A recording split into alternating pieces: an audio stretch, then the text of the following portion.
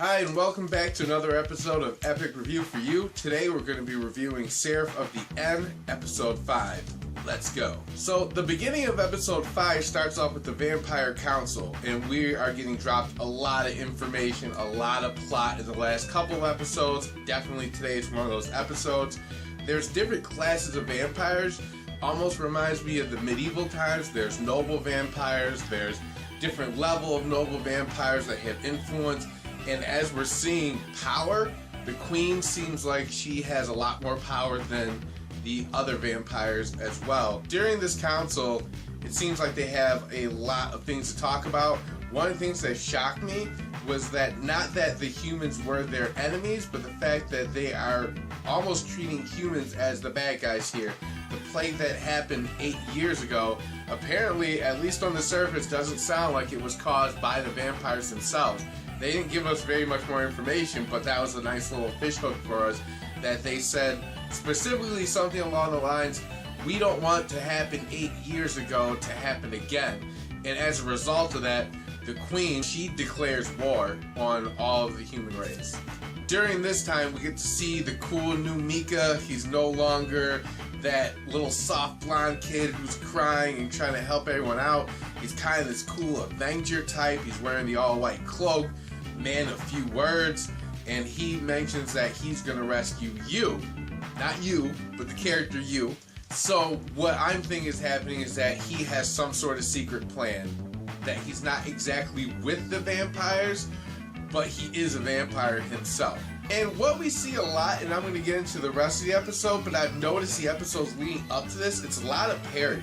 It's a lot of, at first you think the vampires are 100% the bad guys, but they're slowly putting in plot points here and there that are kind of indicating that both sides are at fault and that something's going on. We're not really too sure about the plot yet, but something's happening, something's not quite right.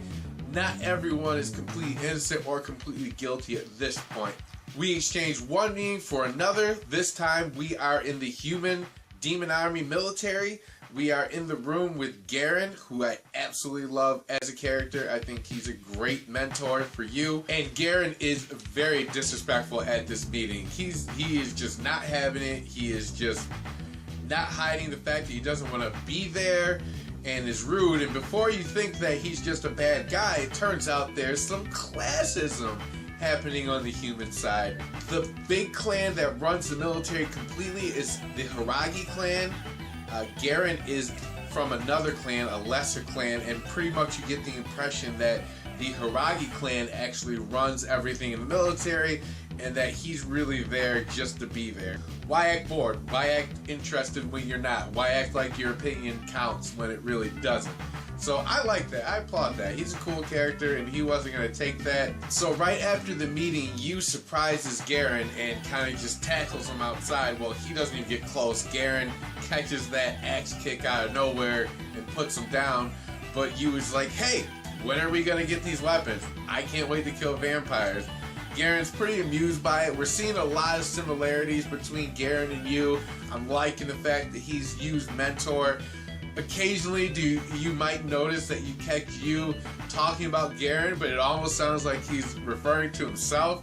So I think that's pretty cool. So Garen, usually the guy who's ducking Yu, actually says, okay, do you want to get this cursed weapon? Let's go. But not really so much because he wants to. He actually mentions that he wants to get him out of there before the Hiragi clan sees Yu. Secret plot. Doesn't want him to know that they're there. Kind of weird, but just something to think about. Fast forward and we see Mika now walking around the vampire compound, the orphanage, the laboratory, whatever you want to call it. And there's all these human kids around. They are obviously living in fear of the vampires. It's very sad. It's a sad scene. You almost feel like he's remembering how him and Yu and the rest of their family were in that same situation. Only difference is this time he's a vampire. He goes to knock on the door and a human child answers the door, and I don't know what he was expecting, but he's obviously not greeted with the warmest of greetings. They're afraid of him. At this point though, with them being so afraid of Mika, you almost feel bad for him. You realize that his time as a human has come and gone, and that he is now, whether he likes it or not, a part of the vampire group. Now, again, I don't think he's with them 100%. We don't know all the plot points, but it's almost as if he's been forcibly kicked out of humanity at this point, and he's really feeling it. After that, we're right back in the classroom, and we see Shinoa. Actually, Crab used tests. This test was to determine what level ranking of cursed weapon you get. There's not just one cursed weapon. There's apparently the top cursed weapon is the Black Demon series, but there's levels below that. Of course, she's teasing you about his test score. We look down eventually, and we see that you got a 0. Almost reminds me of Naruto during the tuning exams, where he refused to actually do it, except this time Yu actually does the exam and he is just no good. But wait, what is the exam on? Apparently they dropped this little nugget that the exam was on English, Japanese, Latin. Yu, being raised by vampires, they mentioned that he had a great background in English and Latin, but he lacked in Japanese. The humans, on the other hand, were teaching the opposite, where they're very fluent in Japanese, but lack in the other areas. I got that moment when they pretty much said the vampires are definitely Europeans, but almost insinuating the whole English-speaking nation. So I'm almost assuming it's England and us, the United States. I think that's kind of funny that they're the bad guys at that point. Kimizuki, he gets his test back, and it turns out he gets 100%, but they're two different sides of the same coin.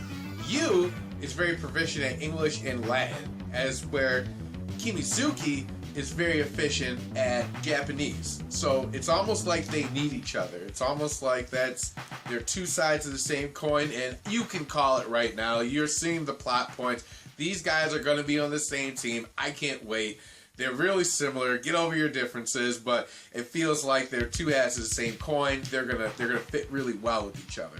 So Yu is good at yelling and screaming and trying to get his way. It doesn't seem like he gets his way very often, but Kimizuki actually tells him to shut up for a second and asks Lieutenant Commander Garen about this test, saying, "We're ready. This is the time. You have to do it." So Garen, again, I love this character, who really doesn't have time for small, inconsequential details, says, "Okay, you want to take the test?" He unsheathes his demon sword, and all this black stuff comes out, all this demon energy comes out, and we don't know exactly how it works, but we do know that people are affected by this demon energy. So the test takes maybe a grand total of 10-20 seconds. Everyone is on the ground at this point except for 4 people. Yu, Kimizuki, and Yoichi. They are the 3 people who are unaffected, along with Shinoa, who's not taking the test, but she's there as well. A few people were conscious on the floor. They also technically passed, but they are not going to be eligible to test for the highest grade of demon hunting weapon. Only those 3 are going to be able to. This part is funny. Shinoa is standing there, and Garen says, "I wish you actually passed out," but throws her a compliment. He says it's impressive that she was so unaffected without using any type of demon ward, and that's pretty good for being a member of the Higari clan.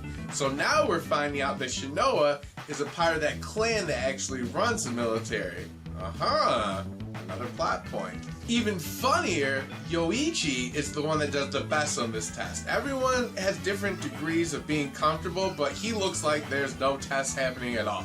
He might as well be having a Mai Tai on the beach. So that's really funny to me, and I wonder how that's gonna help us out later on in the series. So it's Lieutenant Commander Garen, Shinoa, Yu, Kimizuki, and Yoichi. They're all headed down to this basement area where they're about to take this test, about to get a contract with a demon hunting weapon, and pretty much they all gang up on Yoichi. He's a little bit soft. Up to this point, he has the same motivation as everyone else, but he doesn't strike me as the fighting type. They seem very concerned about his well-being. They literally tell him, "You should leave. You should not be here. This is not for you. Walk out the door." And at that point, Yoichi has to make a decision whether he's going to really walk or is he really hell-bent on this happening. And he chooses to go with them. He has the same motivation as they do for his family, and he is sucking it up, and he is there to get stronger and doesn't want anyone else to question it. I don't think anyone's going to question it after this. Right before they go in, Garen warns them because they think this is going to be just like the other demon test where you snapped out of it by himself. He warned them and said that no, it's not going to be like this. These are the top level demons. What's going to happen is if you don't pass, if you don't get this weapon, you will die.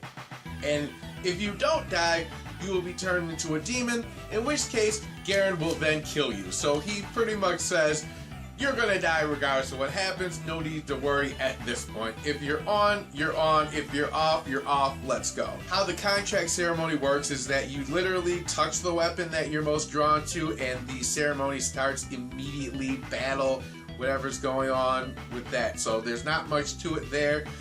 Yu walks right up to the weapon, no hesitation, goes right for the katana. Very cool. You see Kimizuki go towards the daggers or kunai. They didn't really give us more than a second shot of that, but something along the lines of some double knives. And I think you see Yoichi actually go for another sword or katana of some sort. And those are going to be the only three that are getting anything. Shinoa already has that scythe, so she doesn't need a weapon. Garen already has his weapon at that point. So Yu walks right up to the sword, grabs it, the ceremony starts, roll the credits, end of episode. Wow, super exciting. It kind of killed me that they didn't get to this contract ceremony yet. I'm so looking forward to it. We obviously know due to the opening credits that Yu is going to get this sword. It's going to happen. That's not really a spoiler. But it's really cool to see how it goes down. We are really starved for information, and just the last couple episodes have been piping us really important stuff about the classism and the political strife. I had no idea when I first started watching Seraph of the End. I thought this was a classic good guys versus bad guys.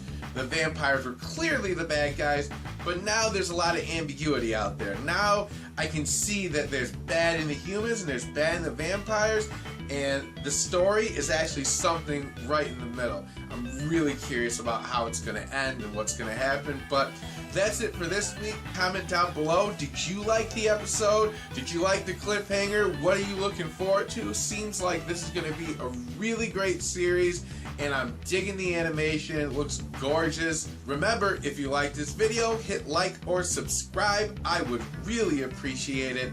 And that's it for today. Have an epic day.